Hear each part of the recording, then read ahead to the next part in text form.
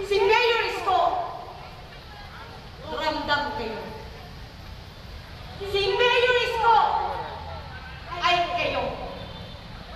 Dahil ramdam tayo ni Mayor Isko, kaya ganun na lang ang kanyang pagmamahal at pagmamalasakit sa kanyang mga pinaglilingkuran.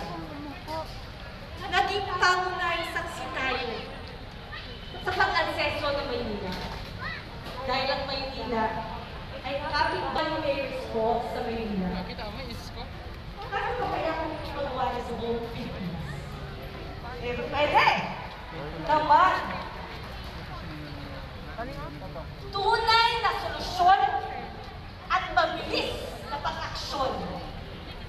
Yan ang kailangan natin.